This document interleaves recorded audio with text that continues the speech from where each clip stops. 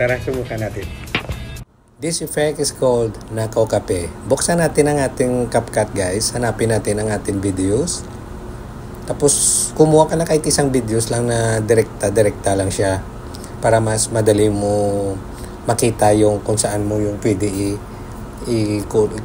kunin yung kape. So sa akin ang ginawa ko, parang uminom ako ng kape. Tapos ilagay ko dyan sa gilid.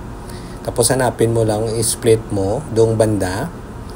Kung saan yung mas maganda i-split, yung para ma-timing siya. Kaya ang gawin mo, i-split mo doon banda. No, kita mo na split ko siya.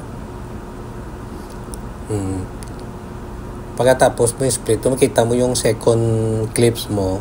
Yung, 'di ba, may kamay na kumuha. So ang gawin mo, hanapin mo yung i-split mo ulit doon para mag-extend yung ang first clip mo, para mag-extend siya na parang makita yung reaction niya. So ang ginawa ko, ang clip number 3, doon in-overlay ko siya. I-overlay mo siya guys. So nakita mo, kinuha niyang kape, di ba? So kuhaan mo siya, ihanapin mo yung mask.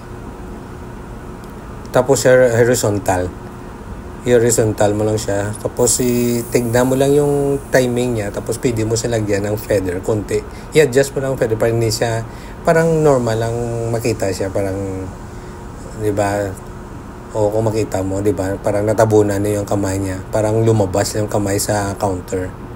O tingnan mo guys. 'Di ba? Parang may lumabas. Pero dahil sa ibaba may naka-black pa dahil sa taas na short ang videos mo. So ang gawin mo, pwede mo siya i-freeze. Or kahit kung kumuha ka video, dapat medyo mahaba siya. Kasi akin maigsi kasi. Yun ang ginawa ko. Inanapan ko na siya ng paraan. So i-adjust mo na lang. Yung parang i-freeze mo, parang makita yung reaction niya. Okay, in-freeze ko siya doon banda. Tingnan mo ang ginawa ko. Okay.